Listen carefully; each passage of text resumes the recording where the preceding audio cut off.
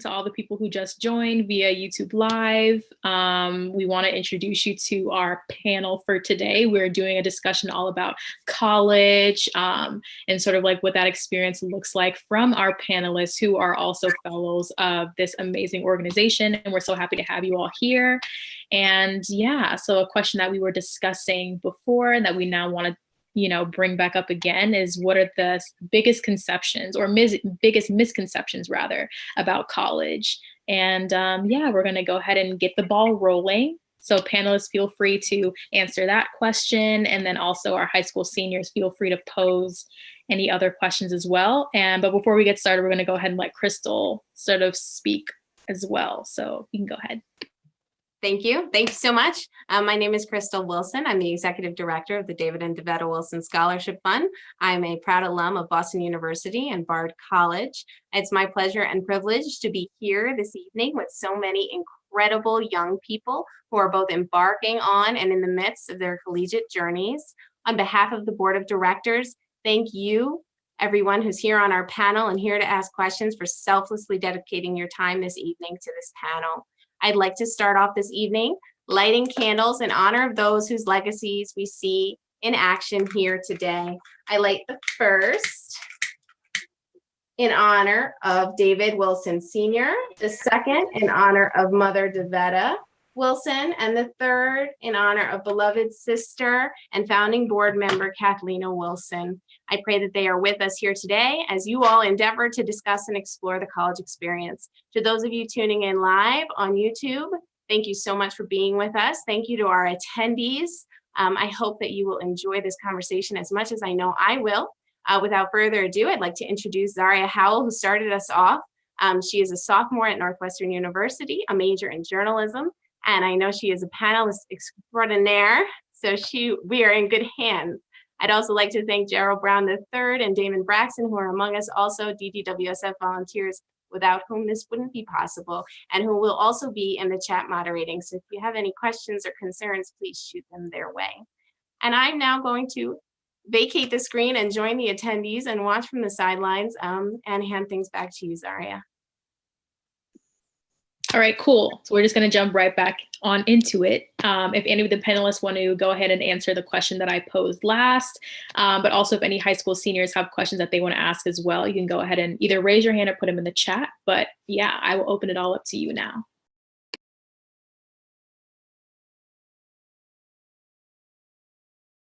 I can go ahead and start things off, if that's okay.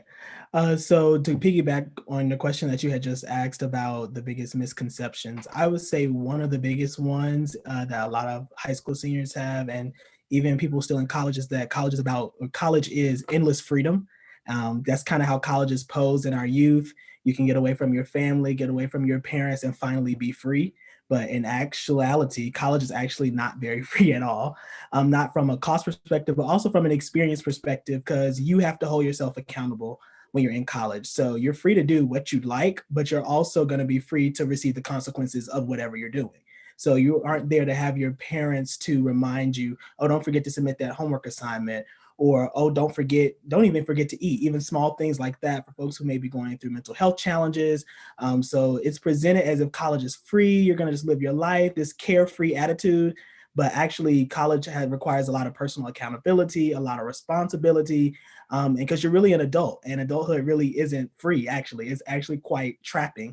And so you kind of get that experience in college. So just don't walk in there thinking that you're just gonna be able to do whatever, be whatever. Just kind of take a carefree attitude through it, because you won't be as successful as I'm sure you all plan on being. So just have a actual careful mindset, not a carefree mindset, would be something that I would say.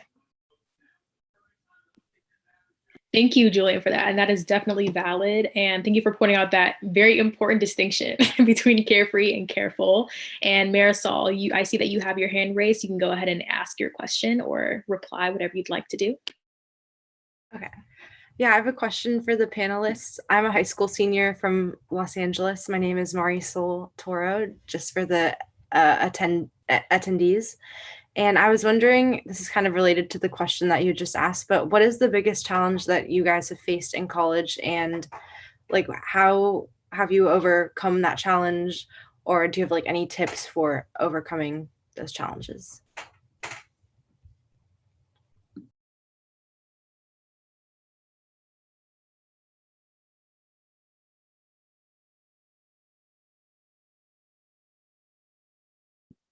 Yeah, sorry, had to unmute myself real quick. So one of the biggest challenges I had was time management. Me personally, I'm a student athlete, so it's very hard for me to find time to like study between the time I have and like also the practices and the film sessions that I have to go to, as well as making sure that my body is well fed and I have the energy to continue practice because athletic colleges is hard, and if you're not taking care of yourself, you will literally pass out during practice. So it was hard, but like you figure it out as you go along. One of the things that helped me along was like having like a planner or agenda, like literally writing down your schedule, like having that around is a huge help. Yeah, that's really what helped me out. Yeah. My biggest challenge was I'm a performer and in a performance degree in a conservatory. So 80% of my classes are in performance. And so that means from 8 a.m. to 5 p.m., I'm in performance classes. And then from 7 to 11 at night, we're in rehearsals for whatever production we're doing. So you really only get 2 hours a day, especially your first half of college. And my time management problems mostly had to do with just staying healthy and healthy physically and healthy mentally and emotionally, because if you're just constantly going eventually your body just crashes, and you need to find little ways, and you'll learn over time to just take a deep breath and center yourself, and like everything's going to be okay, and just things like that. And I don't know, just finding the calm in all the craziness can sometimes be really hard, but you know yourself better than anybody else, and you will learn what helps you to figure all that out. And I feel like I can also answer that as well, and sort of backpack off of what Britta was saying. I think the idea of like emotional and mental health is really something that should be spoken about more when it comes to college.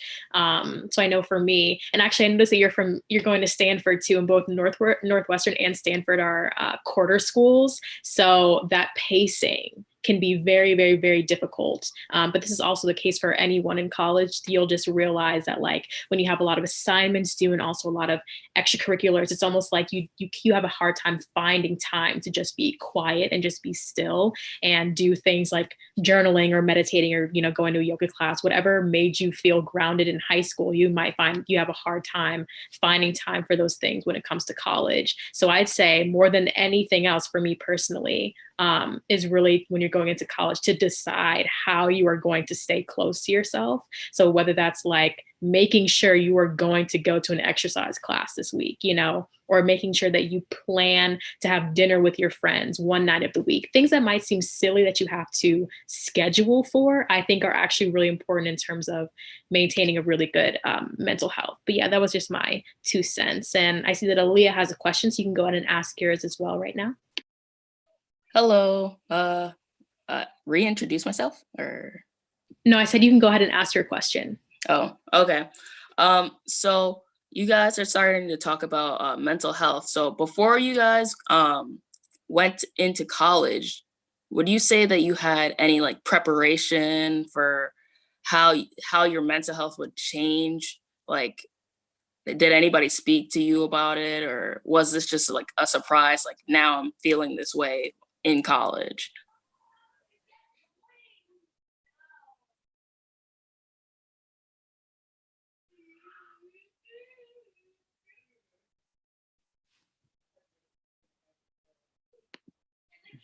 Yeah, I'll go. Yeah, there wasn't really like anybody to like explain that like college really does take a toll. Like I wouldn't say that like my mental health ever like failed me or like was on the regular low, but like I was constantly tired, and like being in college, like it will drain you, especially if you're doing athletics or another extracurricular activity. It's it's tiring. So like be prepared. Like you're not gonna have a lot of time to do the fun things you used to do to like chill. Like even weekends might have to be for work. So like it's a lot of work, but it is worth it. With mental health for me, I'm pretty open with the fact that I struggled a lot in high school. And so going into college, I was kind of disaster planning, planning for the worst, like what's going to happen if, I spiral this way or that way or something like that. And because I don't know if it's because of that or just because of the fact I was finally surrounded by people that I think were like, you find your people in college. You have to go out and try to find those people. But I feel more comfortable in myself than I ever have. And my mental health has like skyrocketed in a great way since college. And there's obviously ups and downs and everything's crazy new. But for me, like just leaving high school does so much. And I had a great high school experience. Like, and I'm having a great college experience. And there's always ups and downs, but I don't know. Not to say the disaster plan because that's not healthy, but just know that it's going to be hard, but you're going to find your people and you're going to not be in your childhood home. You're not going to be surrounded by the same people you were surrounded by your whole life. Everything's new. You have a chance to start over. And that's like so freeing for your mind and your mind's clear finally. So also don't be too scared. Everything's going to be fine,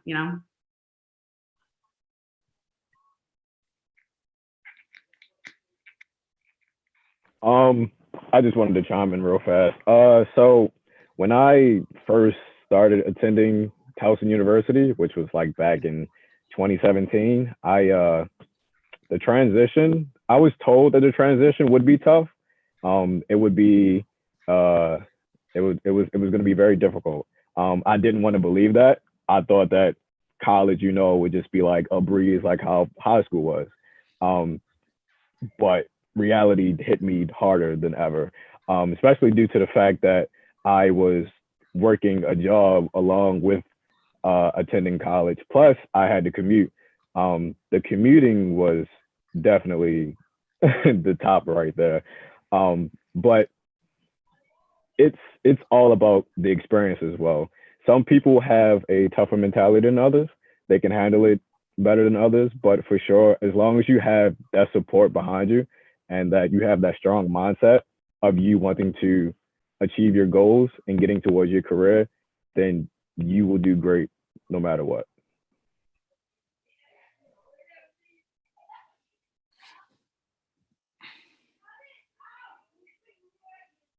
Any other thoughts on that one?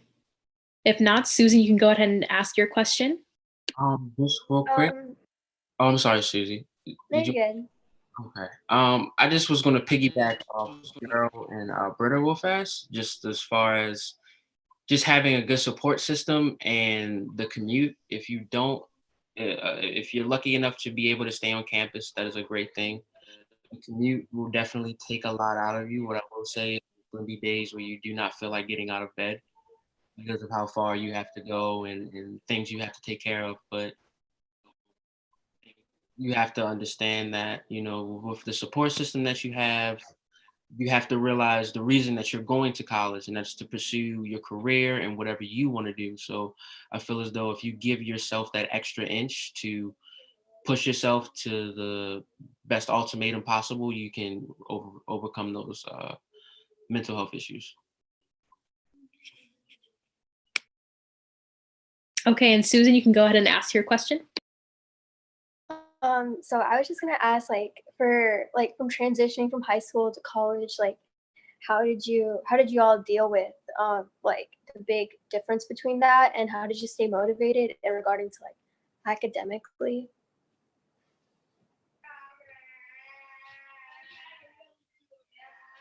I'm gonna jump on that. For me, it was pretty hard going from high school to college, and it's mainly because I'm such a family person.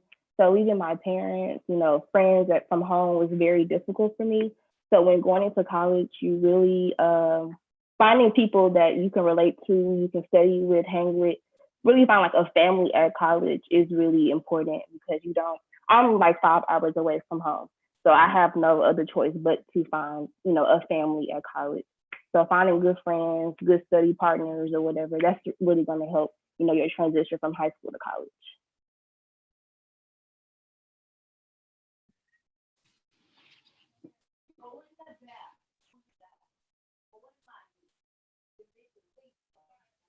I just want to piggyback off what Kennedy said.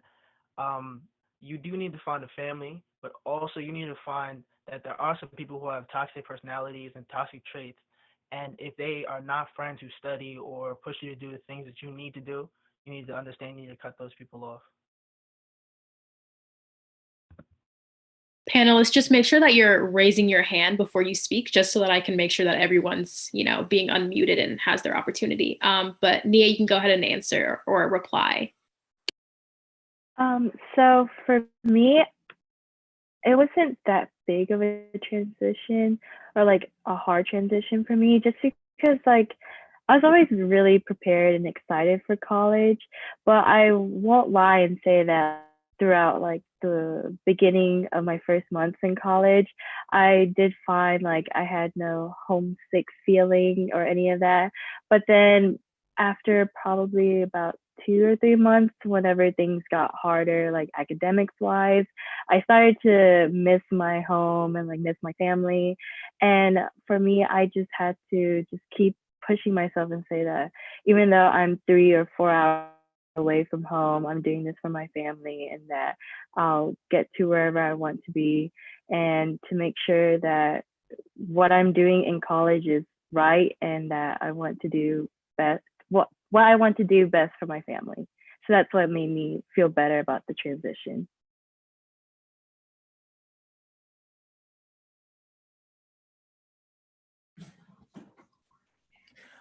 Okay, well, so one thing that worked for me in terms of the transition was getting involved in other things outside of just academics, because I was able to have an opportunity to where my schedule was kind of between, my class schedule was between kind of 9 a.m. and 3 p.m.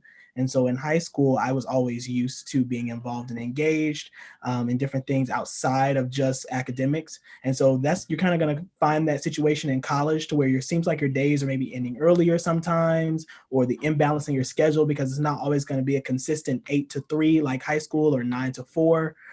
So finding things outside of academics, and finding things that are productive outside of academics. For example, getting involved in clubs and organizations, because if you have the club meeting, you have this program with the club, and you have your homework, is going to decrease the chances of you procrastinating, because you have other things to get to. When you find yourself with just a whole bunch of time on your hands, it's going to be, I can wait later. I can do whatever homework task later. And then before you know it, it's due at 11:59 and here is 11:30 and you're nowhere near ready to submit. So finding those things that are outside of academics, but still kind of ignite you, will help, because it'll allow you to balance and decrease your procrastination. Marquise, I know you had your hand up before. Did you want to go ahead and reply as well? Yeah, can I get a reminder on what the question was? So someone was asking, how did you find the transition from high school to college, and how were you able to combat those changes? Oh yeah, so like transition from college to high school, yeah, it did kind of hit me like a train. I had to like literally hold myself accountable, because as I went to college in like a completely separate state than where I live. So I didn't have my parents to hold me accountable or none of that. It was literally just like all me. And like for my first semester, I did struggle with that a lot. But as time went on, I got more experience, and it's just a skill that you have to learn to like literally just hold yourself accountable and get your work done.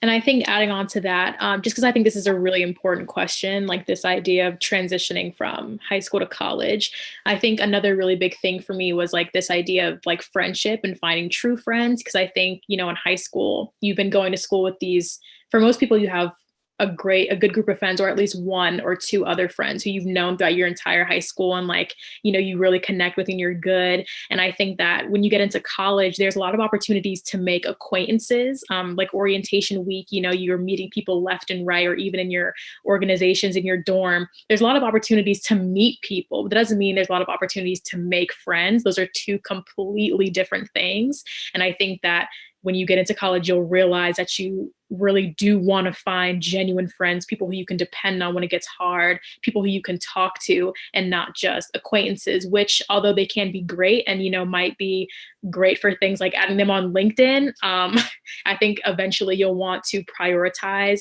as much as you're prioritizing like things like time management, you should also be prioritizing making genuine friendships. And whatever that looks like to you is valid, but I think it's equally as important as other things. And also, Gerald, if you wanted to, I see your hand is raised, and then Faith will go ahead and get to you as well. So, I feel like, and this is just in my opinion, one of the most important factors when transitioning from high school to college is time management. That was like one of my biggest flaws when transitioning over, because in high school, you had that regulated schedule of waking up at a certain time, going to school at a certain time, having your classes here and people telling you where to go, what to do, and how to do it. But as soon as you get off on your own to college, it's that's a whole different ball game. You have to make your own schedule. You have to make a schedule for everything: when to eat, make a schedule of when to eat, when to sleep. I'm sorry. Schedule for your classes, of course, and the schedule of when to clear your mind and have that free space. So it's like I said, in my personal opinion, it can be different for everybody, but I see as time management is like a very important thing, and I just wanted to put that out there. Thank you for that, Gerald. And Faith, you can go ahead and ask your question as well right now. So since we were talking about transitioning, do you all feel that your high school courses, like your honors or AP or IB courses, prepared you for the course load in college?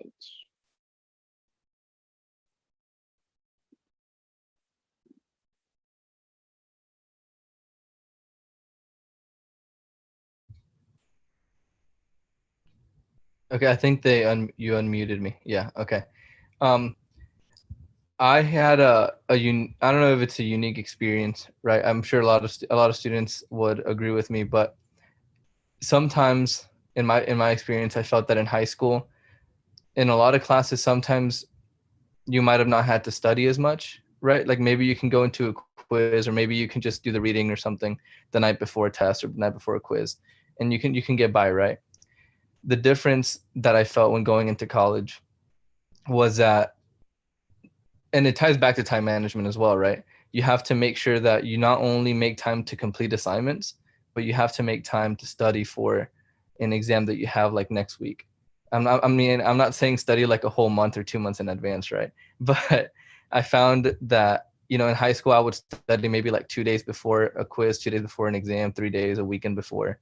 And in college, slowly I started changing my habits to maybe studying, like if I have an exam on a Wednesday, I would start studying the Wednesday before, or like the same day of the week prior, because you do have all these, obligations and assignments on top of the fact that you have like an exam coming up.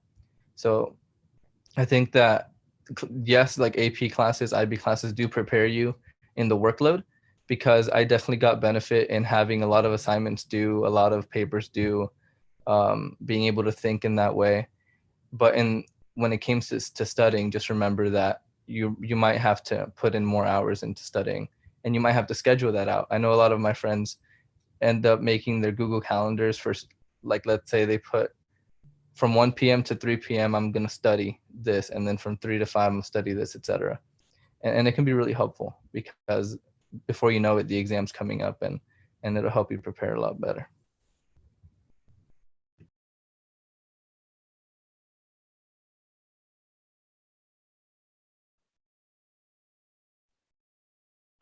For me, I think I'll be honest, only my AP and DC and IB courses really helped me out, especially AP chemistry. It was just based off of my own teacher that I had. She was very rigorous, and she really wanted us to prepare for college. And so when I came into my Chem 301 general chemistry class at UT Austin, I did struggle. The transition is still hard from going from high school to college courses, but I was well prepared for what to expect effect on in the concepts that we were learning. So I would say that some classes in high school did help me, but even if I didn't, like, let's say if I took US AP US history in high school, I would say it didn't prepare me for college, but being able to claim that credit helped me a lot with my registration for college, which is a whole other question that you'll have to worry about later. But claiming credit from high school is really important, and so I would say that high school classes were pretty good and essential for college. Thank you for that. And before I get to the rest of the replies, we also have a question from YouTube Live. Thank you for engaging on that platform, all the people who are watching right now. So a question that we have from YouTube is, to those who are currently in college, what support do you wish that you've been given? And then also to the high school students, what are you most anxious about given the pandemic? So I'm going to go ahead and go in order of who raised their hands first. Also, James, I see that your hand is raised. You'll be the next question that we get to. But if anyone wants to respond to either of those questions right now, we can go ahead and do that.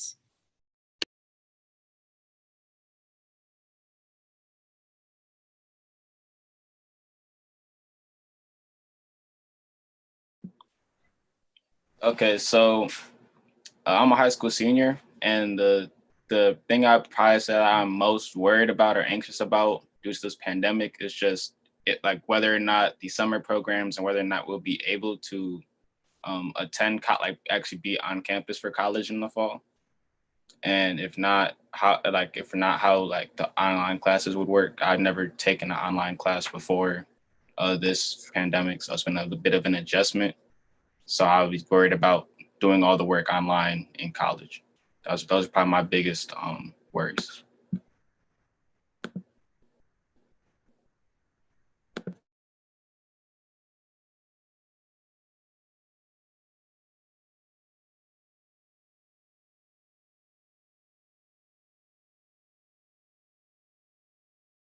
Anybody else want to answer either of those questions? A high school senior want to answer how they're feeling right now given this pandemic. Any current college folks want to answer what support they'd wish they'd been given during this transition from high school to college?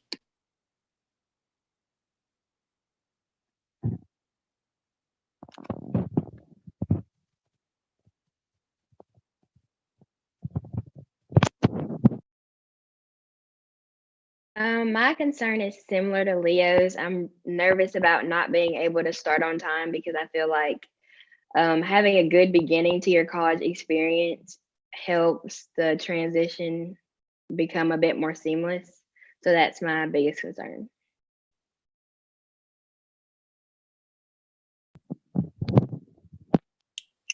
Yeah, I would agree that I'm concerned about like the classes since I've never taken an online class. Like I wouldn't know how that would go about, and I'm kind of worried that like not being able to be in a classroom setting, whether that be like an auditorium or a lecture hall, that might like take away from like my college experience.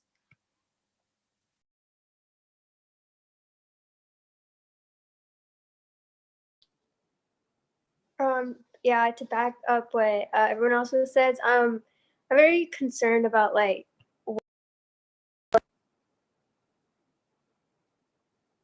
I don't know if y'all heard me, but I'm very concerned about how how we get to meet friends and stuff like that, especially from the first year, because you guys all talk about how like your first year was very like important with making friends and stuff. So like as an incoming freshman, like how would it impact us, and like and an academic advisor too, like how we would meet with like our academic advisor with like our careers and stuff. So yeah.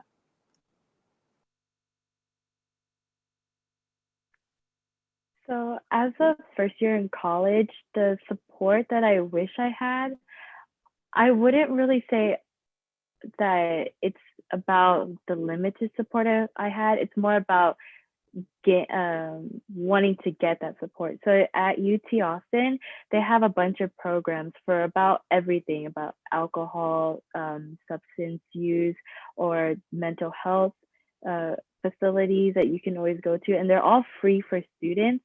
But I think for me, it's that I just didn't go to them, which is why like I had struggles with everything. So if I could answer this question, I would answer as like, it's not about the support that I wish I had, it's the support that I wish I had, that I wish I wanted to go to, is what I'm implying. That college, that they'll always have resources for you. There's unlimited resources, and that it's just in the matter of going to them to get that support and help that you want.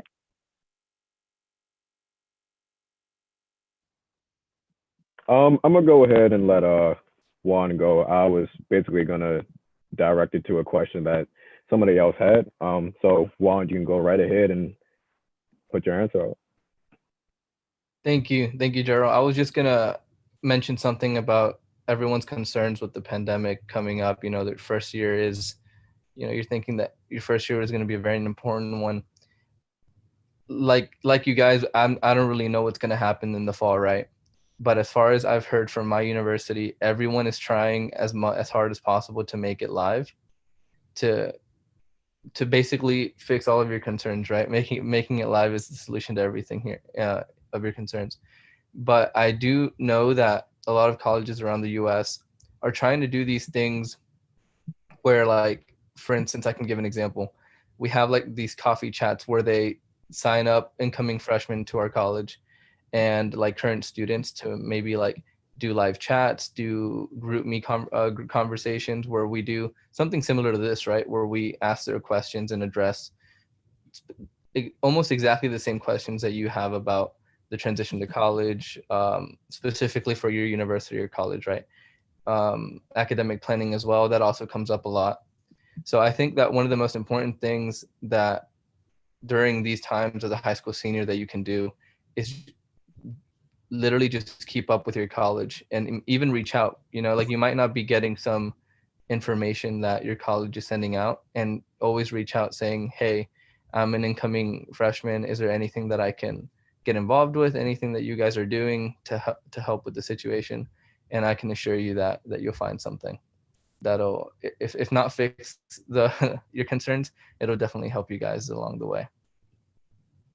Thank you for that insight, panelists. We're going to go ahead and let James ask his question now, because I know you have to leave for work. So we're going to go ahead and let him do that right now. Thanks. My question, also related to the pandemic, is, well, for some of us, we have the option of also applying to a community college because they've extended the application deadline. So do you guys believe that it would be worth it to save all the money for tuition and perhaps attend community college for 1 year while it's going to be remote learning before transferring back into a more well-known school later on? I think that is a valid question, and I'm just going to go ahead and answer really quick because I feel like I'm currently taking Zoom classes, so I can just tell you from firsthand experience that if the quality of education that you will get through Zoom classes may not be what you were expecting or looking for, especially as a first year. So I won't say that the classes are significantly less, but you won't have the same sort of classroom dynamic that you might have hoped for. So I think it really does depend on what you're looking for in that first year, because if you are looking to save, some money, then that might be the right move, especially given that the class sort of value of the class will decrease. So I think that that's a valid question to ask. Thank you for your answer. All right, and I think I'll be leaving now. Thank you all very much for your time. Thank you, James. Have a good one. I see that some people have their hands raised, so we'll just continue on if anyone has anything else to say about that. Julian, you can go ahead and answer.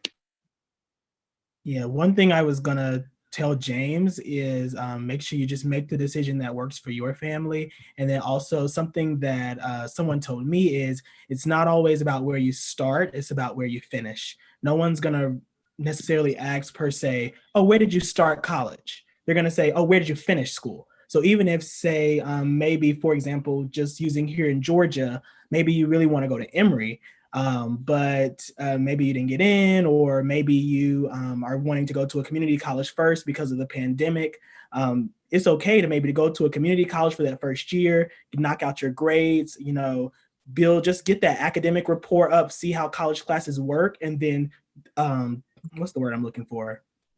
Transition, I guess is the word. That's not the word. Transfer, that's the word. And then transfer into whatever the bigger school, more well-known school that you want to go to, because no one's going to ask, oh, where did you start? And you say, I started at wherever. They're going to ask you, where did you finish? I finished at Emory University. I have the diploma from Emory University, or whatever school. So just remember that, and know that it's okay if your college experience isn't what, like we were saying earlier, what the movies say. The movies say you're supposed to go straight to college, a 4-year, do this and that, but sometimes there's some roundabouts and some loops that you have to go through. And if one of those is community college, or taking a gap year, or whatever the option may be for your family, if you keep your eye on the prize of finishing college, of earning that 4-year degree, you're going to get there. And just know that, it's not always about how you start, or sometimes how freshman year is. It's about how you finish. Do you go in strong? Because in my personal opinion, the senior year is a little bit more important than a freshman year. I can't say that as a graduated college student, but you can make changes along the way if you're a freshman. But if you're a senior,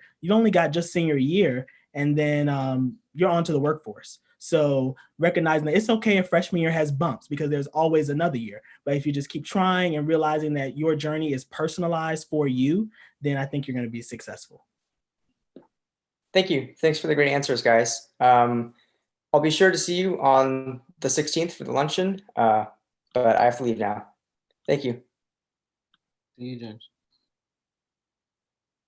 I was going to piggyback off of Julian. I'm actually transferring to Morgan State this upcoming semester from a community college. So with beings that I had to take that little route to get myself together and get some things together to do what I want to do, now I'm able to go to one of the prime HBCUs in the country. I'm able to go there for film, for what I would like to do, and they have a great film program. And just because I took my time, did what I needed to do, and take care of those situations that I had to deal with, transfer, bring that on to just a whole nother experience at Morgan State. So definitely, if you need to save money or anything of that nature, please, by all means, if you don't have it, you don't have to flex like you have it. Take your time. As long as you get that 4-year diploma, that's all that matters. Because without that, it's just, I'm trying to get my words together, but you get the gist of just, it should, as long as you have that paper, that's all that matters. You shouldn't have to worry about where you come from. It's as long as you got it.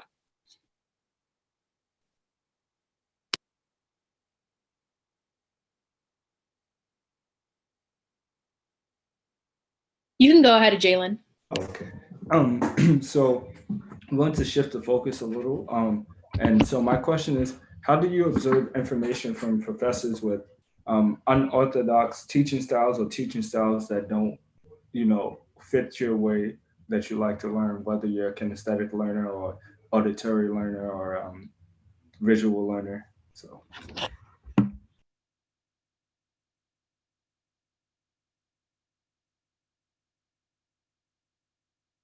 I feel like for me, I think in college, especially when, everyone's paying for their education with public school too, and taxes, but when you're paying that tuition, it's your tuition, you really have to take advantage of that and know that it's yours, and get what you deserve to get. If you are not in a class that's not like vibing with you, or if it's really taking a toll on you, don't take that class.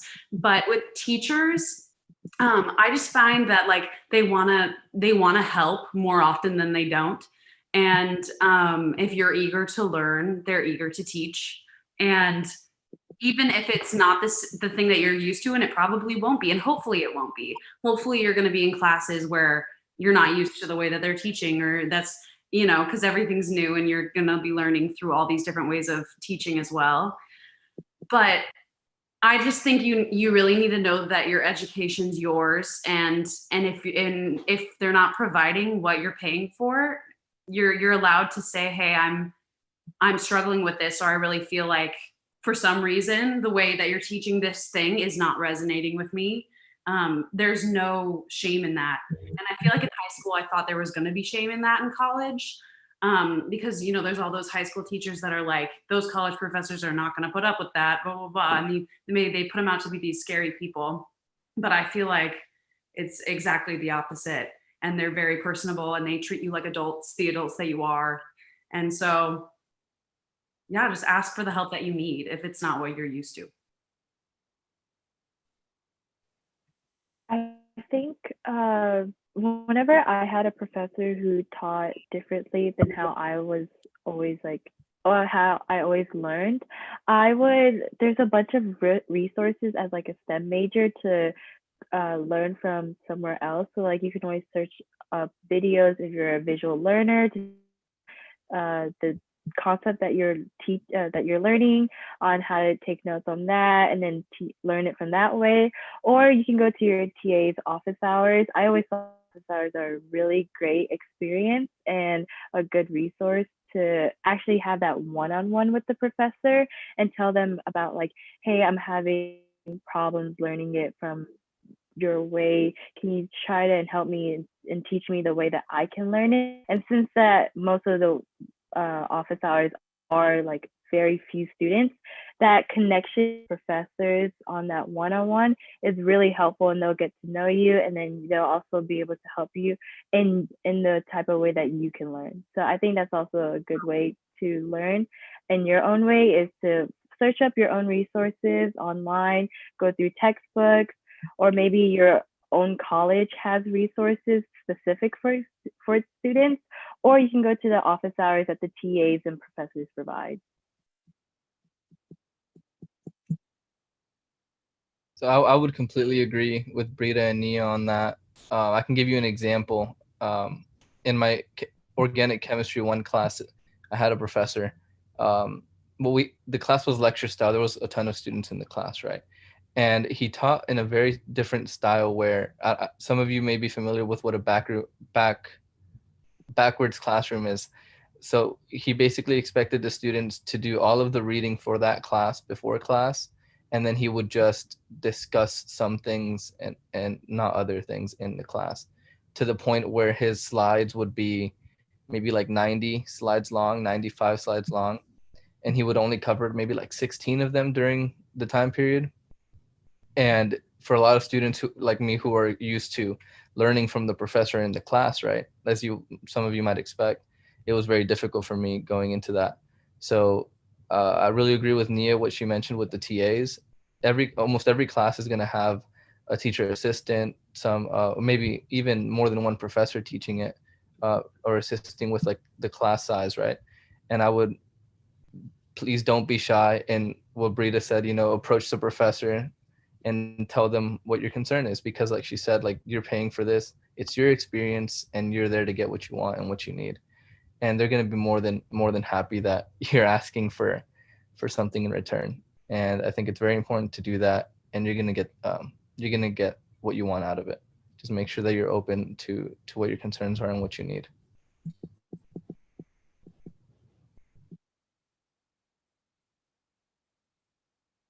Just to piggyback onto what Nia said, utilize the resources that the school might offer. Like they have like tutoring services, writing centers for you to use. So utilize those, and also that's where you step in and find your study group.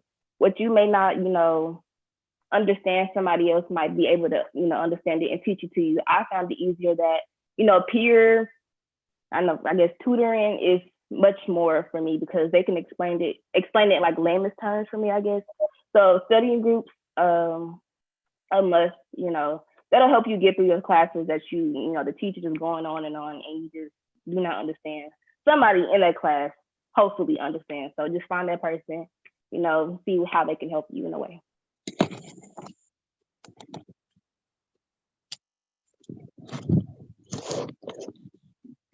And Tanya, I see that you had a question for quite some time. So if you wanted to go ahead and pose your question right now as well. Thank you for your patience.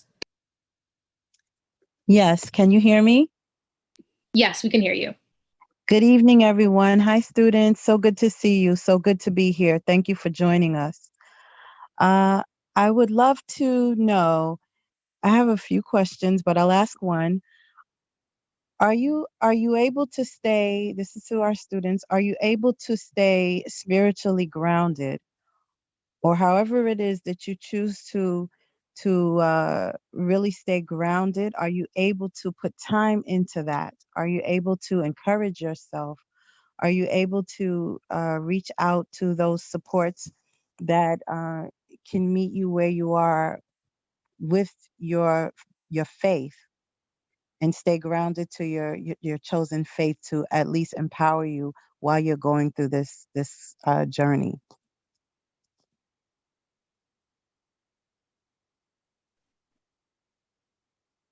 For me, as a STEM major, it's really, really hard, balancing all like the science courses, especially since the science field and major at UT Austin is very big. So sometimes you almost feel drowned by the experience and by the other students there. Like sometimes you feel very like what you're doing, and you have second opinions about what you're doing in college. And so how I would how I solved my problems, or how I try to deal with it, is that I tried to join a bunch of organizations on my free time to help me distract myself from what's going on in my life, and to also, be able to better myself at the same time. So I would go to church every Sunday. I actually joined a bunch of small groups that they had there.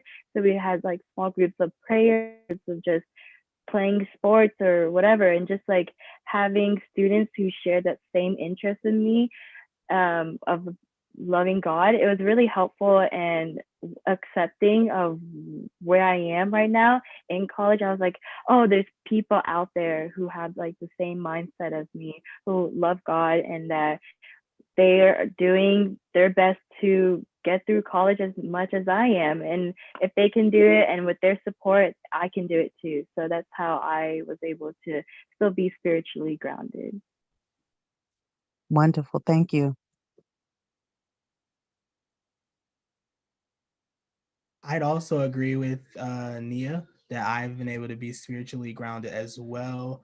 My school actually brings churches, but the school doesn't do it, but churches are welcome to campus for Bible studies during the week. And then also some churches that are off campus provide buses. So on Sundays, they come to a designated location, they pick you up and they transport you there, and they provide you with a meal and they transport you back. So you kind of don't have to worry about, especially as a first year, as a freshman, with no car. Most schools don't allow you to have a car. That's a really great option as well. And then I also try to find other ways just outside of spiritually as well. For example, on some weekends, if I'm not engaged in something or going out and hang out with friends or whatever, what was one weekend in particular, I spent the majority of the weekend in bed. I ordered food and I was watching 90s shows. So just as a way to de-stress and a way to just kind of distract yourself from what's going on, and then refocus. Because one thing about college is that your kind of work life and then your home life are smushed together.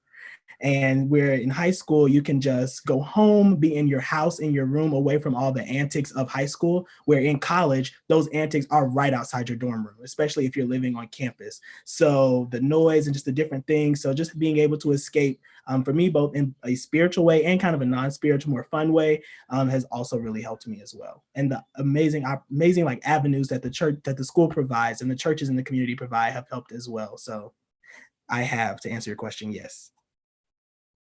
Thank you. Wonderful.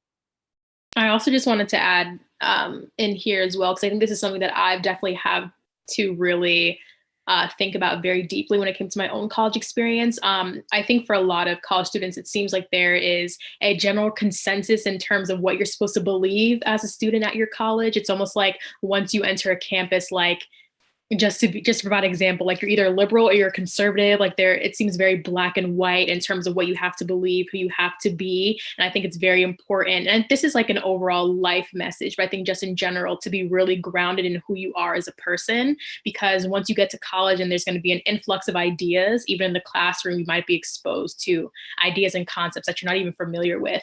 And that might make you feel very overwhelmed and maybe a little bit insecure at first, because you're like, wow, why have I never thought about this before? Why am I feeling this way? You know what I mean? What does this say about me? And I think it's just very important to do some soul searching, to use college as an opportunity to really discover who you are, what you believe in, who you want to be. And then that way, when you're experiencing all of these different messaging from, all corners of campus, you will be grounded enough in who you are that you won't feel the need to be wavered by the opinions or by what your friends are doing or by what your friends think. And I think that is just as important as, practicing time management or, making sure that you're involved in extracurriculars, is to really invest in yourself as well, as much as you invest in this degree. And then Damon, I see that your hand is raised as well. So you can go ahead and pop in and answer too.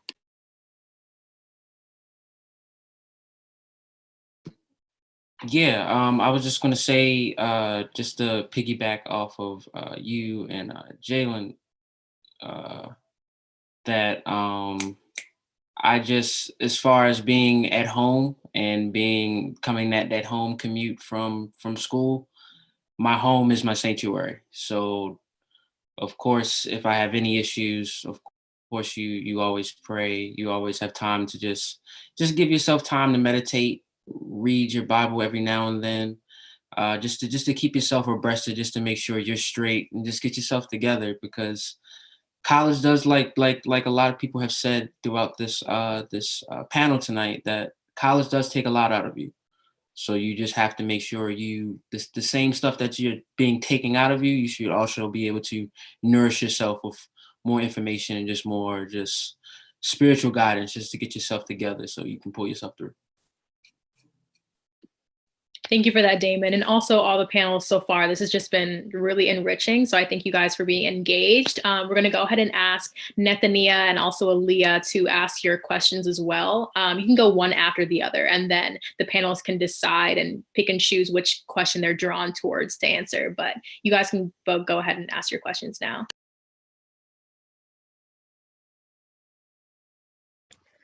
Okay, so for my question, I wanted to piggyback off of what Jalen previously asked and ask if anyone has any questions about studying tips, specifically how to stay motivated on a certain task, because what I found is that my issue isn't necessarily making a schedule for myself, but it's to adhere to that schedule, especially during quarantine. I find it hard to stay on task, or sometimes I find myself getting distracted.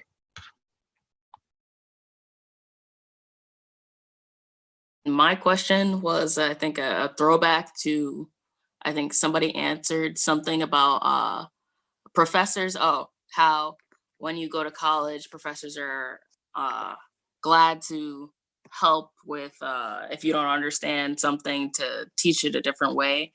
I was going to ask, have any of the current college undergraduates or anybody in college, have you experienced a professor who has been the opposite, like a bad professor? You don't have to name any names or anything like that.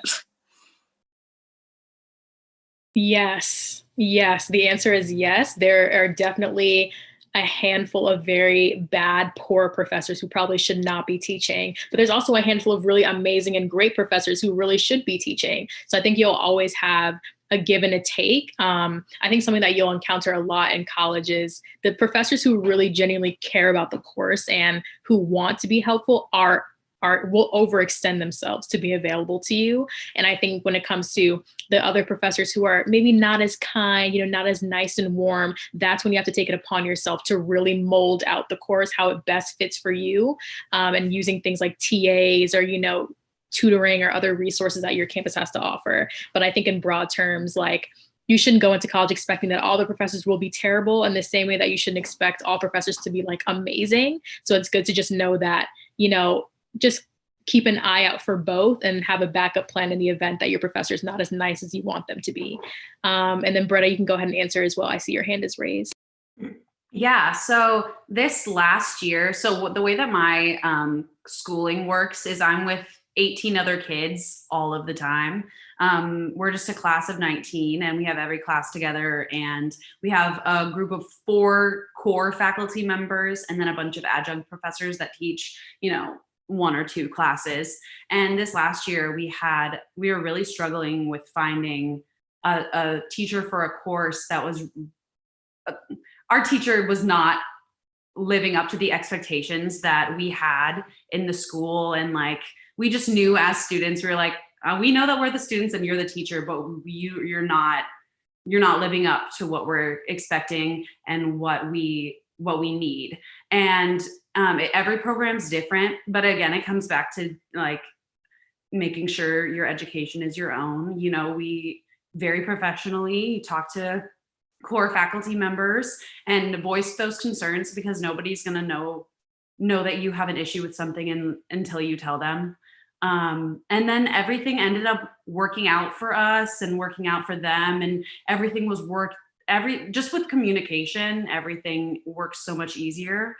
But just know that you're not always going to vibe with your teachers.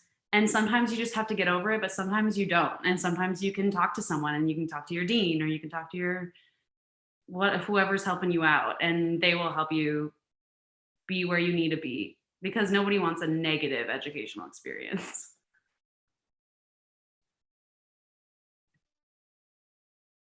Yes, I wanted to answer Aaliyah's question about the teachers. Yes, I did have a pretty poor teacher last semester. I had stacks, so that was already hard by itself.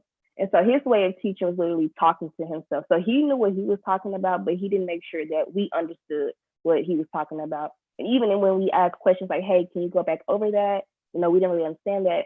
It was just like, "Oh, well, you're interrupting my class time. Like, come after class." So of course, always do that. And then once again, that's where you find your study group. Somebody in that class fully understands. So use, study group, and they also have like tutoring students once again that you can use to assist you in that course. So basically, for me, I had to teach myself. He gave the material if I had to go, back to my dorms or whatever, watch YouTube videos, go to Khan Academy. So basically, reteach myself what he was teaching in class. So just kind of find ways to like work around, the teachers that are poorly at teaching in the subject.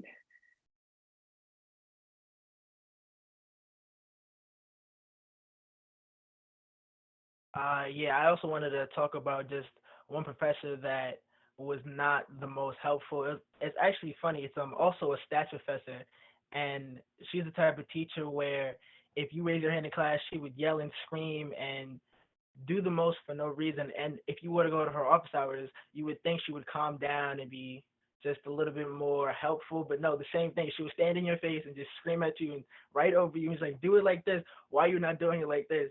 And I don't think she can understand that she studied this one subject for 20 years, and this is my first time trying to do it. But I just thought that was funny how we both had the same professor.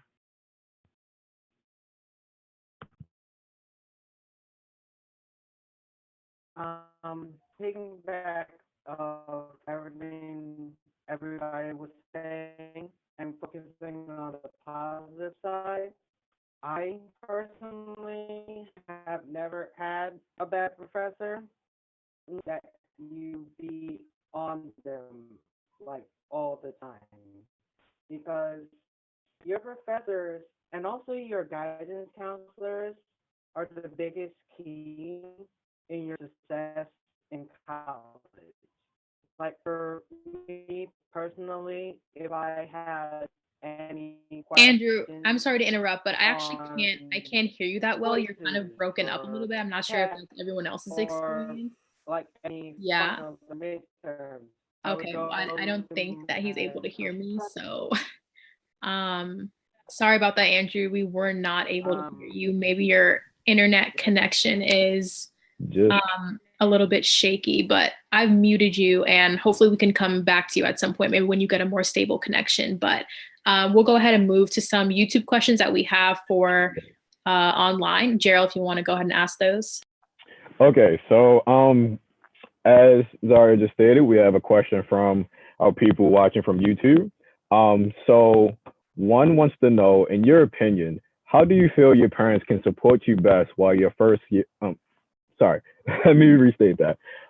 In your opinion, how do you feel your parents can support you best while you're in your first year of college?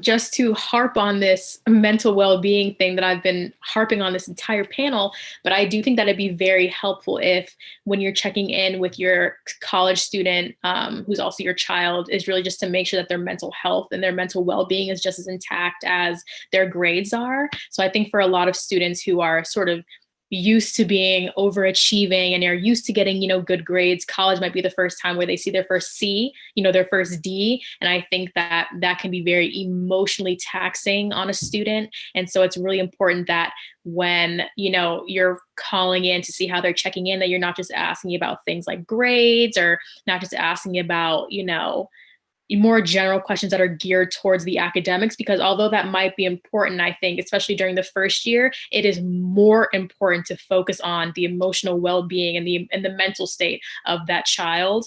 So I think just making sure that you're trying to pay as much attention to how that child is doing in terms of making friends, if they have a support system, things like that. Checking in on their mental health, basically, I think is the most important advice that I would give. And Juan, I see that your hand is raised. You can go ahead and answer as well. Thank you. One thing that I do value a lot is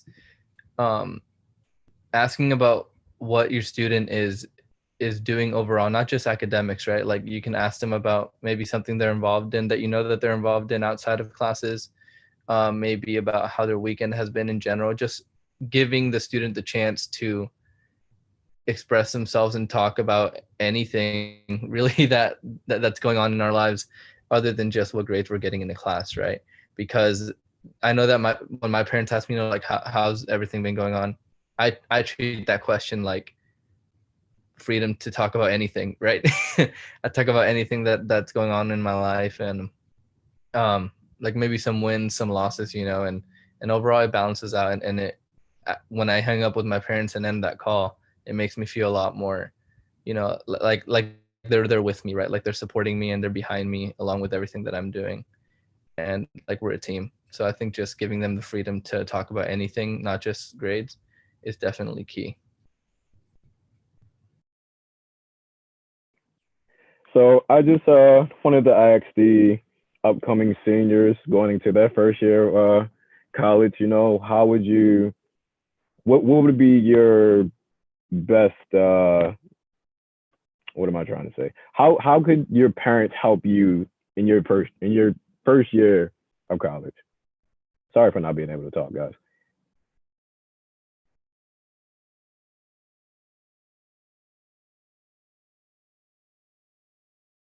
This would also be a good time if you're a high school senior who hasn't asked any questions yet.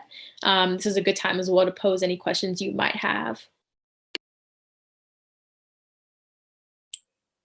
Well, for me, I think going into college soon, like my parents, they're supportive of whatever I do.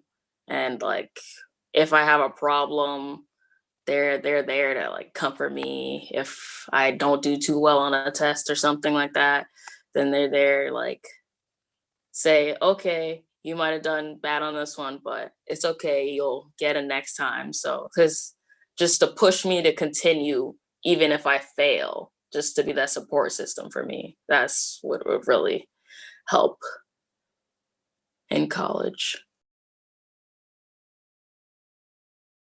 Yeah, and I think this is a really important comment that I just saw in the question by Daniel Wilson. Thank you for chiming in, by the way. And he was saying, if you're fortunate enough to have a strong support at home, don't be too proud to rely on it. The biggest mistake that I made in college was not letting my parents know when I was struggling. And I can definitely attest to that. It does not make you any better or stronger of a person if you are struggling on your own. In fact, it just makes the entire experience 90,000 times worse.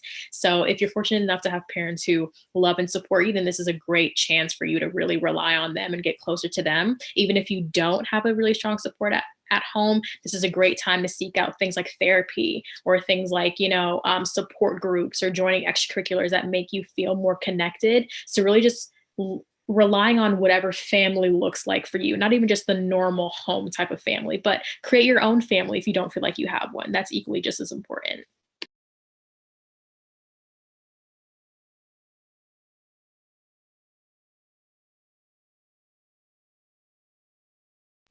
Were there any other questions from high school seniors? Leo, I see your hand is raised. You can go ahead and ask your question. Hello, my question is, how difficult or how stressful have you guys found it to manage your money while in college?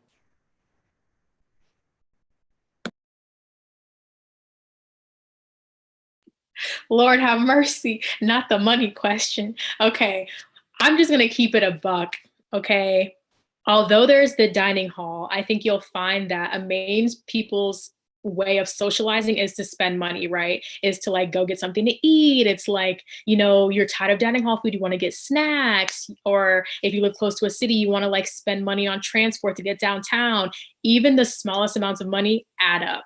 $5 here, $2 here, vending machine run, $3 here, it all adds up. So if I had like one tip of advice for money, it would just be to budget. And I know, even the phrase or the word budget sounds like, wow, am I 30 years old with like 5 kids or something? Like, no, budgeting is important at every stage of your life. So if you know, for example, that you're going to go out to dinner with your friend this week, don't spend $20 on another meal a few days beforehand, knowing that you're going to go and have dinner. Like, come on, like just, make it make sense, make your money make sense, and make sure that you are only spending money that you do have, because in college, it'll go away very quickly. And Gerald and Damon, I see your hands are raised if you want to answer that as well.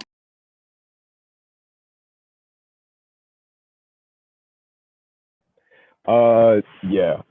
So I'm gonna definitely agree with you, Zaria.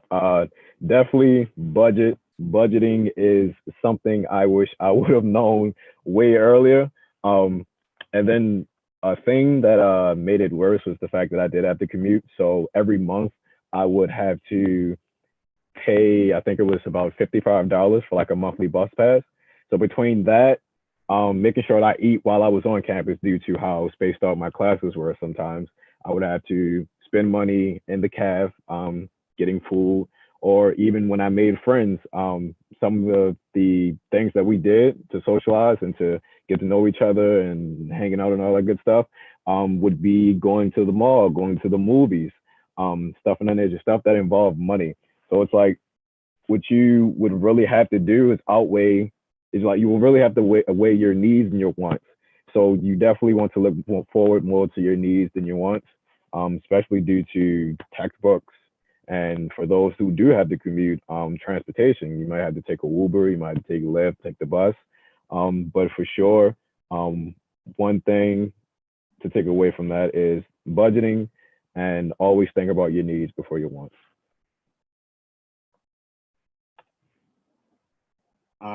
Just fast, please budget, please. I don't budget, and I have been just in turmoil. Recently, I have started budgeting, and the fact that I'm telling you this now and I'm literally about to become a senior in college tells you a lot. So please budget. Just take care of yourself. There's certain things that may be cool and that you may want right now, but you really don't need it. Anything that's pushing yourself academically, of course, buy. But if you don't need to buy, please ask your parents if they can help you out. They can take care of you. Anything of that nature. Just ask for help. If you extend that branch, if you extend that wording and just let people know what's going on, they can understand that you are a college student and you already are worried about school. You may not have time for a job. So just let parents know what's going on with you. Just take care of yourself. Just make sure that you when you have your money, just make sure you spend it on things that you specifically need. And just as like a general time check, it's 7:35 right now. We're going to go until 8 p.m. So Marisol and Faith, I'm going to take your questions, but also high school seniors, this is your chance. You have 25 minutes to ask your deep and burning questions. So get it out right now. And this is the time to be candid as well. Like this is no, like you don't have to be censored. We're all just adults here. So feel free to ask whatever you want. And Marisol, we can go ahead and proceed with your question, and then Faith, and then Jalen. I don't know if any of you guys are planning on going to grad school, but I guess just like the prospect of the future and like your career choice, and mainly like my question is mainly about graduate school, but how does that affect like your mentality in college and like the pressure that you put on yourself in college? That's a great question. I think when it comes to grad school, the most important thing is to really at least have an idea of what that trajectory looks like for you. Because I know for a lot of my pre-med friends, it sort of feels like the importance of having a plan is more important in your case, because you have to think about things like med school, or even for people who are, pre-law, there's like a more strict trajectory. So although you don't really have to think about it as intensely until your junior or senior year, I think just going in your freshman year with a plan, you know what I mean? And knowing that, okay, if I want to graduate in 4 years, I need to take these classes by then. And perhaps thinking of, okay, if I know that I can't handle this amount of classes right now, maybe I can entertain the idea of summer classes, So I think really just planning ahead as best as you can, and sort of having your idea in your mind of what the next 6 months will look like for you, so that when it comes to time to apply or take, the MCAT or the LSAT, just so you can have a little bit of pressure relieved off of you, knowing that you've done your preparation.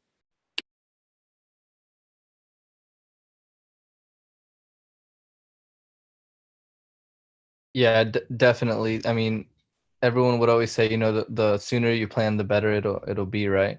And what I found very useful is we call an orientation week a 4-year plan, which by no means is it set in stone, right? It's just like a projection of what you think is going to happen, and maybe what type of options you're going to have. And most of it is really just research, right? Not being afraid to go to the registrar, ask the questions that you need, look them up online. Mainly all of the info that you need is going to be on your college's website probably. And also I found it very useful to have like plan Bs, plan Cs, because you never know when, for instance, I've had situations where like I had a plan of taking this class for this semester, and then here comes a semester beforehand, oh wow, it's not offered anymore. What am I going to do? Right? Like these things can happen out of nowhere for any reason that a professor might not teach it, or you might hear that this professor is better for this class or not, and they might not be teaching it, etc. There's all kinds of situations that can arise, and just having, a couple maybe like plan B options would go a long way in anything that you might encounter. So the prospect of grad school impacted my undergrad decision,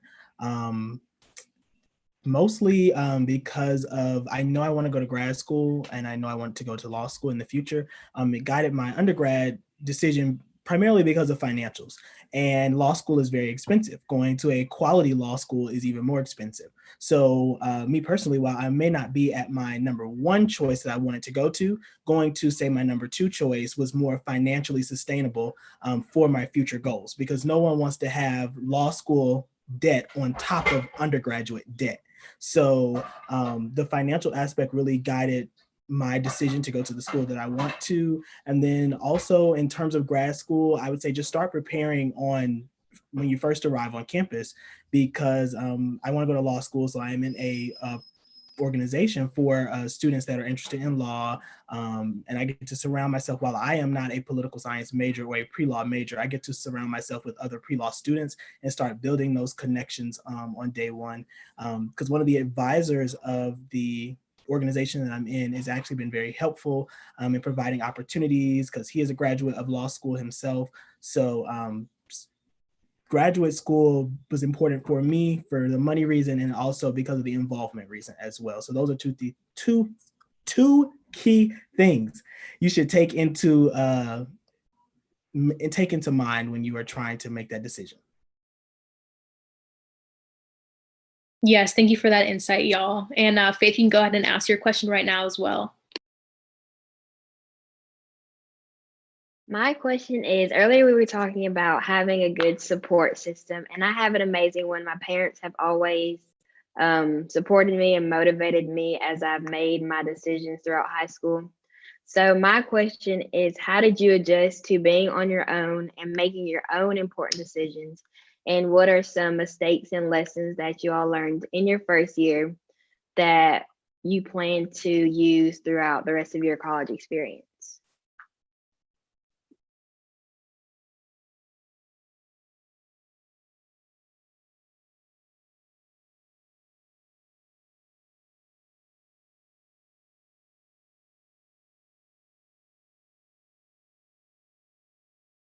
Any answers to that one, panelists?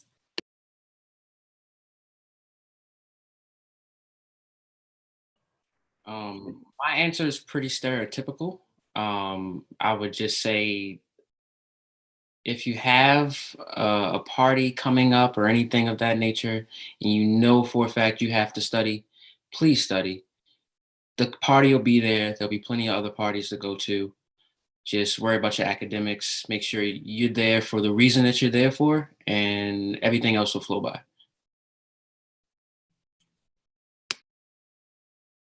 Also, I just feel the need to say this right now. Some parties aren't even fun, okay? 90% of the parties aren't even fun. You will have more fun chilling in your dorm room eating pizza with your friends, or maybe like, watching that YouTube video you've really been wanting to watch all week. You might have more fun doing that than going to some event that you feel like you have to go to. So like, I feel like another tip would be to just be like, just evaluate what's really important to you. I feel like that has been a huge thing for my entire college experience. Like, if you know that this going to this party, right, is not really going to make you happy, even if everyone is pressuring you to go, if you know, right, that it's not something that you want to do, that is totally fine. Or even when it comes to joining an extracurricular, even if all your friends are doing it, it's 10 times more important for you to make decisions based on what will bring you happiness than what might seem like the most socially convenient decision. So I feel like that's another important tip as well.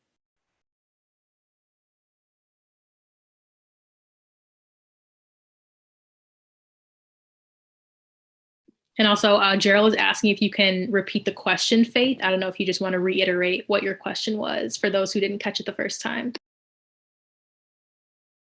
My question was, how did you adjust to making decisions on your own? And what are some lessons you learned your first year that you plan to implement throughout the rest of your college experience? I would say like this, your college, especially your freshman year, this is the time where you learn to grow up. Basically, your decisions are on you. High school, pretty much growing up into college, your parents always have to say so more than what we might know.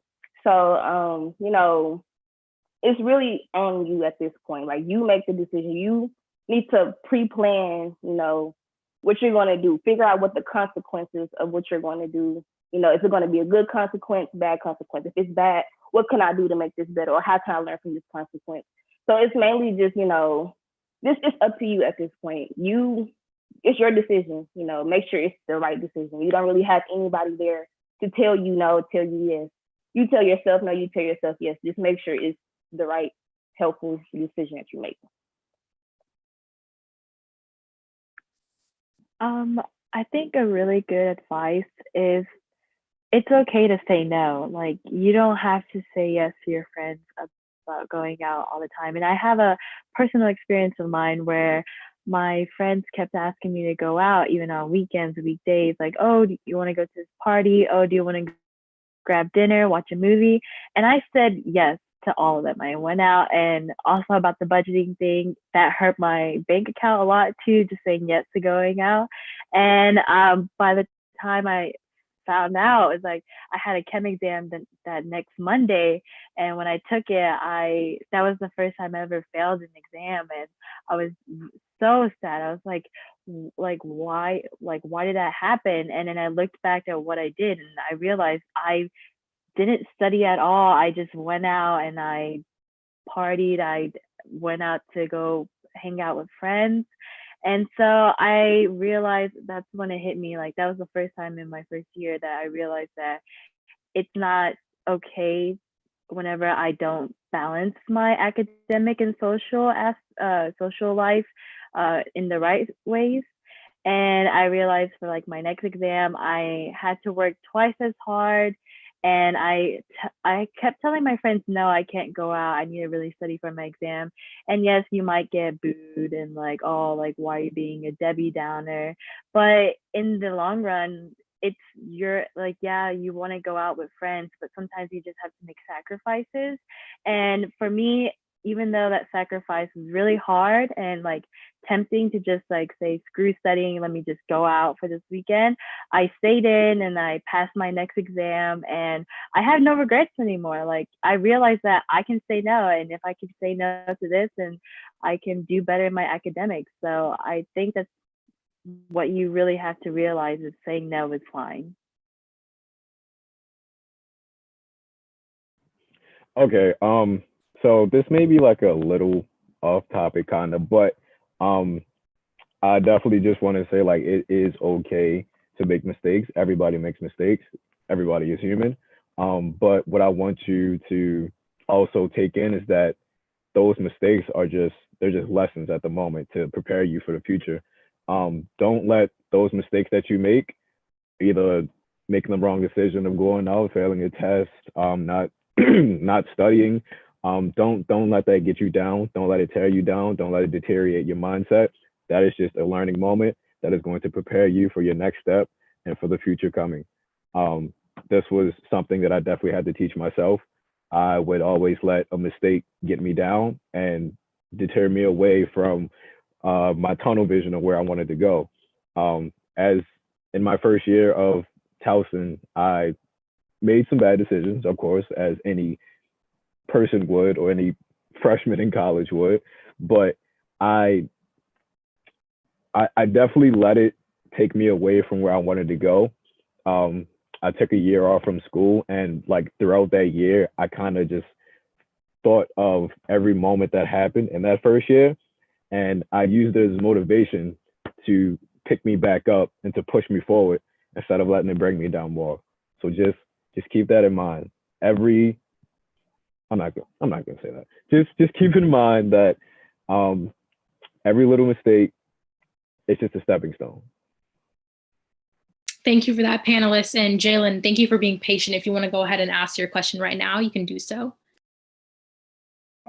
Thank you. So, I'm my question was, it relates because I'm a musician. So we often we live by a motto is each one teach one, and whatever you pass it on to someone else, and you give them that type of knowledge and that type of support, and it's usually those people who are around you who are instrumental in your development. So my question is, who are the faculty members on campus who have been instrumental in your development so far? And then also, Aaliyah, if you want to ask your question right now as well, you can do so.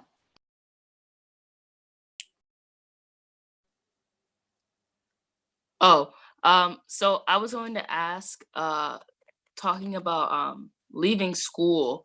So like I know currently most of you guys are doing online school, but like say while you were attending classes physically, would you say if somebody going to college just they couldn't take it and they needed time, like a break, that it would be acceptable to take a gap year, or would that just like be a no-no because that would just mess up your scheduling and just set you back too far?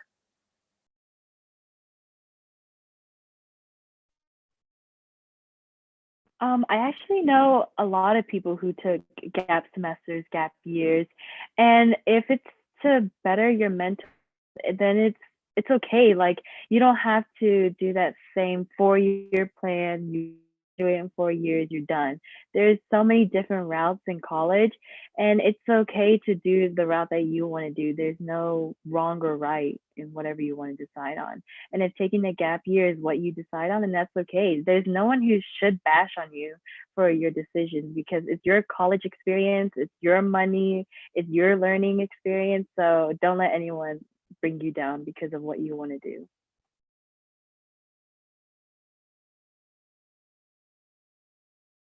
I'm gonna go ahead and let Julian go.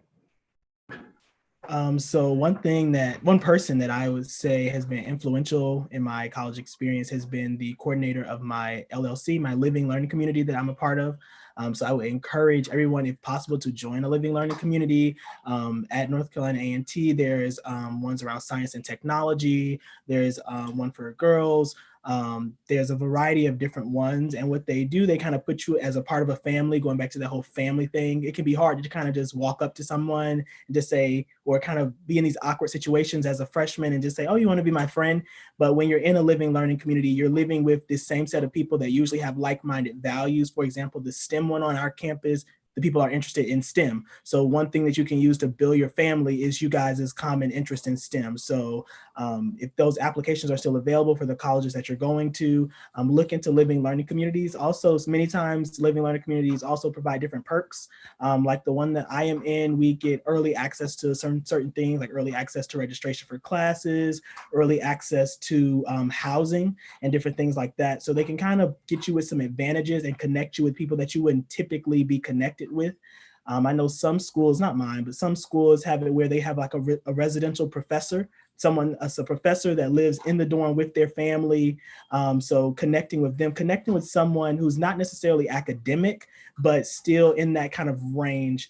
And that individual was the coordinator for me. So see if you can get involved in the LLCs because they can be really good for your experience.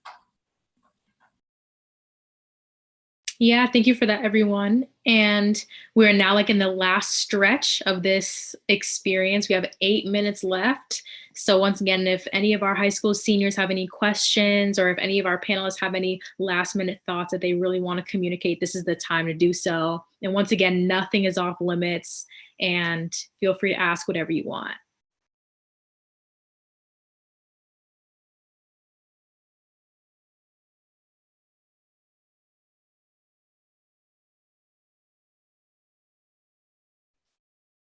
I think a last minute advice is don't be afraid to do something. Don't be afraid to talk to the person who's in your class that you always seemed really interested or seemed that you would like to be their friend. It's not going to hurt you, you know, like just going and say, hey, my name's Nia, like we're in the same class together. Do you want to study? Or like there's so many opportunities out there in college.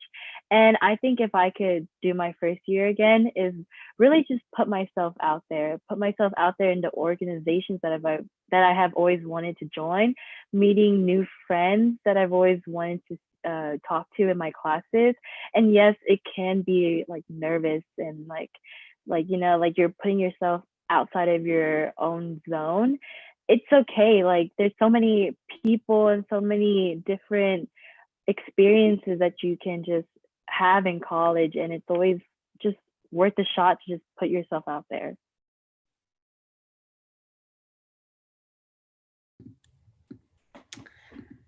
My question is, what has been your favorite part about your college experience, and maybe like what is something that we could look forward to?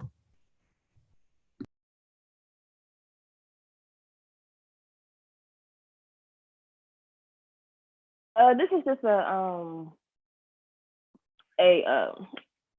advice. I don't have answers to your question, sorry, but it's just advice. Going to college, and I'm kind of preaching to myself when I talk about this, but get stay involved. You know, find something to do, find a club to join because it is so easy to sit in your dorm all day. So my schedule last semester in fall was pretty much I was in class from 9 to 12, and then the rest of the day was up to me. And I would literally just stay in my dorm, study, watch TV, do homework, whatever. So find something to do, find friends, you know, something to hang out. I mean, it's okay to have, you know, of course, to have your own time, but don't stay in your dorm like all the time. Like it gets very emotional, like this is something mental that it affects. So get involved, stay involved. Just find something to distract yourself when you're, are you doing this in your dorm all the time? I think to answer your question, Marisol, one thing that has been my favorite. So I'm going into my junior year now, and I can say that both my freshman year and my sophomore year, the best thing has been just exploring who I am. And I think that like when you're in high school, you're still very much so who your identity is dependent on sort of who you're around and who your friends are. And you're very wrapped up in who you think you're supposed to be, what grades you think you're supposed to have. You think you're defined by what school you go to, which FYI, you are not. And I think that college is a really great opportunity to really just explore and be creative about picking up new hobbies, or, dressing differently, or, trying a new class, or really just putting yourself out of your comfort zone, because this is the time to do it. No one is going to punish you if you want to try something new, and there's also no one who's going to be there to be like, hey, like, you're not being yourself, you should stop, because you're figuring out who you are. And I think that that is the most exciting thing for me, is just being able to discover who you are and really have the freedom to do so. And it can be really fun because everyone else is doing it too. So that would be my answer.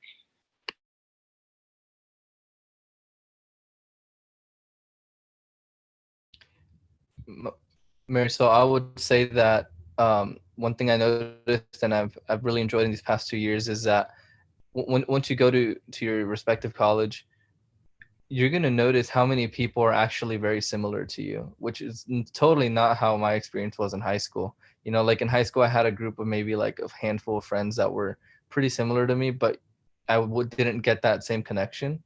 But in college, I met a lot of people that maybe they weren't from my same town or city, right? But they were passionate about similar things. They were in similar organizations, maybe spoke the same languages, etc.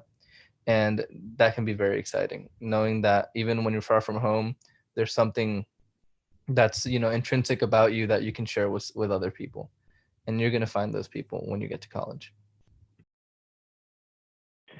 So I'm not sure if everyone's seen it, but in the chat, Andrew gave some last minute advice, and I wanted to relay it to everyone.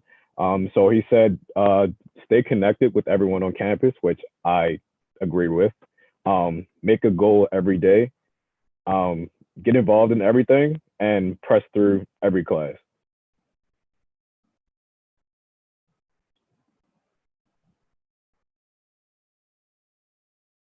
Just real fast to answer Marisol's question, I think my favorite part of just my college experience and something that you should look forward to is for your friendships that you make. I have some of the weirdest, craziest situations, and now we're the bestest of friends.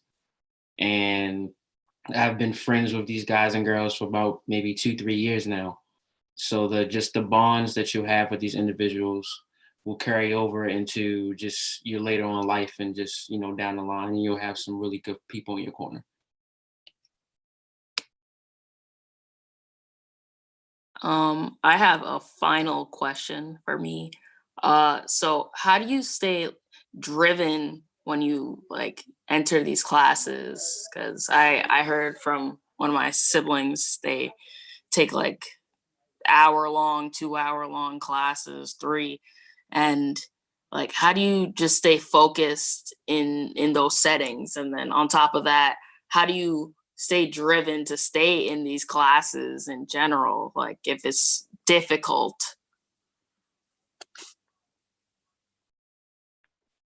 What I have to remind myself is that I'm learning new things every day, and I'm taking classes that I've always been interested in. Like that's why I'm majoring in STEM, is because I have an interest in the classes like chemistry and biology. So yeah, sometimes things I'm like, oh, I don't care about the shark's anatomy or whatever, but it's just like being in a biology class, just in there with students who have the same mindset as me or even have the same goal as me. It's just something interesting and really crazy to think about, like if you see it from an outside perspective, that, oh wow, I'm actually in college, I'm actually going to get a degree, go somewhere. And that's what kind of drives me to just stay motivated and like always want to participate in my classes, because these courses, even though they might seem like a hassle right now, will be very helpful for me in the future whenever I want to go to med school or anything I have in my future in general. It's just something that I will probably love and probably will miss once I'm out of my 4 years in college. So I just think about that and I just get excited to want to keep learning. Similar to that, I saw this tweet a while back that was like, remind your, like, I'm not going to say it right, but the point was 5 years ago, you would be so jazzed to see where you are now. Like whenever you lose the motivation or you don't know why you're doing what you're doing, just think back to who you were 5 years ago and think about where you wanted to be. And for me, when you put in the hard work, I couldn't have dreamt to be in the place where I am right now. And whenever I'm having rough days, that's what I always remind myself. What was I doing junior year of high school? And would I be happy with what I'm doing now? And the answer is always yes. And so that's why I always keep going.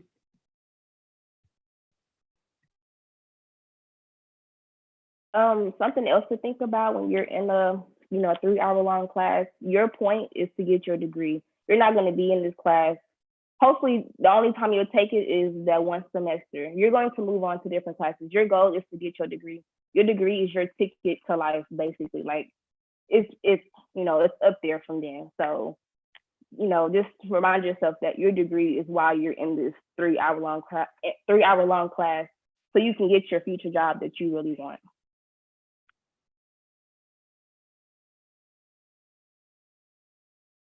So I just had a final statement, really didn't have much to give for this topic. Sorry about that. But I just wanted to say that I may not know you all that well, of course, but this Zoom webinar was amazing. It was so engaging. I'm glad to have heard you all of your opinions, and to see where your mind is and to get inside your mind. I don't want to take up too much time because we have past 8 o'clock and I want to let Zaria finish it off, but I just wish you all the best on your journey from here on out. And I see nothing but success for everybody.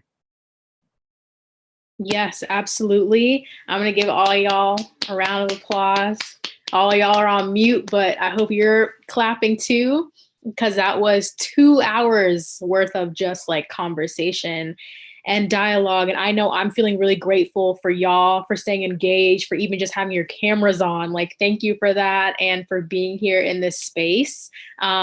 So normally something that we do at the end of David and Dovetta's stuff is to do closing thoughts, but I'm going to leave that up to y'all, whether you feel sort of like in the headspace to give closing thoughts, because I know we have just spoken for 2 hours. So if you do feel like you want to do closing thoughts, you can go ahead and raise your hand.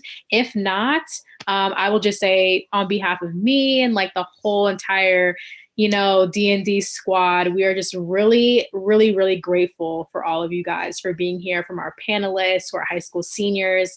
And then, of course, we just wish you all the best. I know this can be a very troubling time, but we just hope that y'all are trying your best to cope. And yeah, if y'all don't have anything that you want to say, that's it from me. I don't know if Gerald or Damon want to say their closing thoughts or anything else. I'll let Juan go first. He has his hand raised. Yeah, I just had a closing thought. Something that has really driven me in through high school and even now in college is pretty funny. It's a quote from Rocky Balboa's movie Rocky, and it says, not verbatim, I can't remember it, but the idea is, life is unpredictable, right? Life is gonna hit you, and nothing hit harder than life. But that's not the important part. The important part is to get up and keep going, because that's what makes you successful.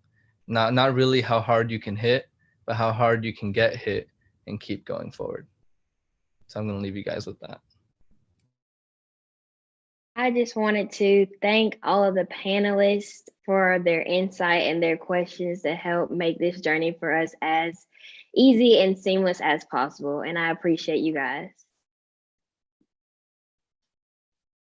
Just want to just thank everybody for their time today. Appreciate each and everybody sitting in front of their computers or phones, whatever you guys did to make this day, happen. I want to wish each and every one of you success when whatever you do. And everybody in this call is very smart and very articulate and will exceed expectations to wherever you guys go. So just keep on pushing, and I hope we can see each other again soon. And of course, don't forget about the scholarship luncheon, which is May 16th at, now I'm blinking on the time, I believe it's noon. So yeah, we hope to see all of you there. And if there's nothing else, then goodbye. Thank you for coming and enjoy the rest of your night, y'all. See you later.